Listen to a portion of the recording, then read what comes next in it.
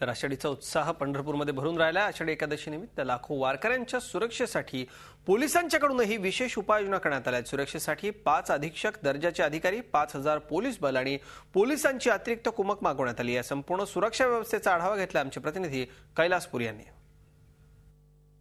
वारी सोहळ्यासाठी चोख सुरक्षा व्यवस्था ठेवण्यात आलेली आहे। नेमकी कशा पद्धतीची सुरक्षा व्यवस्था आहे जाणून घेऊया। आपल्याबरोबर प्रशांत कदम आहेत, DYSP या भागाचे। नेमकी कशी व्यवस्था आहे त्यांच्याकडूनच जाणून घेऊयात। साधारणतः कशा पद्धतीने सुरक्षा व्यवस्था ठेवण्यात आलेली आहे? यंदा आषाढी वारीमध्ये जवळपास 30% भाविकांची संख्या वाढणार आहे। त्याच्यामुळे मागच्या वर्षीपेक्षा आम्ही वेगळं स्पेशल नियोजन काय केलं आहे। आम्ही मागच्या वर्षीचा अनुभव विचारात घेता काही पॉइंट महत्त्वाचे आयडेंटिफाय केले आहेत की जिथे गर्दीचे जास्तीत जास्त म्हणजे गर्दी होऊन स्टॅम्पिड व्हायची शक्यता असते असे पॉइंट आयडेंटिफाय करून, उदाहरणार्थ आपण आता पाहताय की महाद्वार चौकीचा हा पॉइंट आहे। इथे फ्लो एवढा मोठा असतो की हा प्रदक्षिणा मार्गावरून जाणारे भाविक आणि नदीतून आंघोळ करून मंदिराकडे जाणारे भाविक एक क्रॉस होतं। इथे आम्ही स्पेशली रस्सी पॉइंट ऑर्गनाईज केले आहेत। मागच्या वर्षी पण केले होते, यंदा आम्ही स्पेशल यापूर्वीपासूनच 2 दिवसापासूनच करतोय कारण का गर्दीचं नियंत्रण प्रॉपर होईल। त्याचबरोबर आम्ही ठिकठिकाणी आता बघतोय आपण की BDS चेकिंग चालू केले।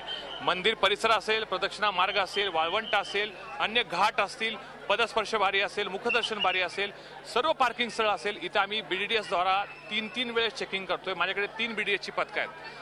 साधारणतः किती पोलीस एकूण तुकडे आहेत? साधारणतः पोलिसांची संख्या किती आहे एकूण सुरक्षा व्यवस्थेत? जवळपास SP दर्जाचेच 5 अधिकारी इथं आहेत। जवळपास टोटल अधिकारी कर्मचारी जवळपास आणि स्वयंसेवक म्हणून जवळपास 5000 लोकांचा स्टाफ या मंदिर सुरक्षा आणि वारीसाठी उपयोग येतोय।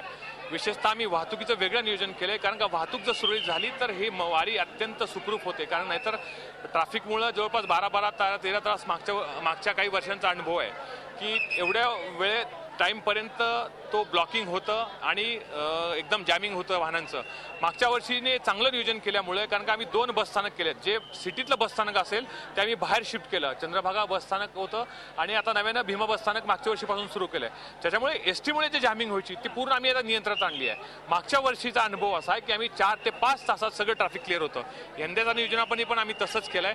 ठिकठिकाणी आम्ही आउटस्कट 3 वाहतुकीच्या 3 स्टेजमध्ये आम्ही बंदोबस्त डिप्लॉय केला की ते पंढरपूर हद्दीत प्रवेशच करत नाहीत। मिडल कॉर्डनमध्ये आहेत ते जे भाविक वारकरी येणार आहेत पंढरपूरच्या दर्शनासाठी त्यांना पंढरपूरपासून 1 ते 1.5 किलोमीटर अंतरावर आम्ही रोखले आहे। तिथं आम्ही पार्किंगचे स्लॉट करून दिलेत आणि इनर कॉर्डनमध्ये जे पंढरपूरच्या स्पेशल एरिया आहे तिथं कोणतेही 2 व्हीलर वाहन किंवा अन्य कुणालाही प्रवेश बंदी केली आहे। विशेषतः वाहतुकीसाठी स्पेशल एकेरी मार्ग, दुहेरी मार्ग मान्य कलेक्टर साहेबांकडून मंजूर घेऊन त्याप्रमाणे कारवाई चालू आहे। एकंदरीतच आपण पाहू शकताय की वारीसाठी यंदा प्रचंड पोलीस बंदोबस्त ठेवण्यात आलेला आहे। कोणतीही अप्रिय घटना होऊ नये यासाठी पोलीस प्रशासन सज्ज आहे। व्हिडिओ जर्नलिस्ट राजेश येवलेसह कैलासपुरी, झी मीडिया, पंढरपूर। झी 24 तास एक पाऊल पुढे।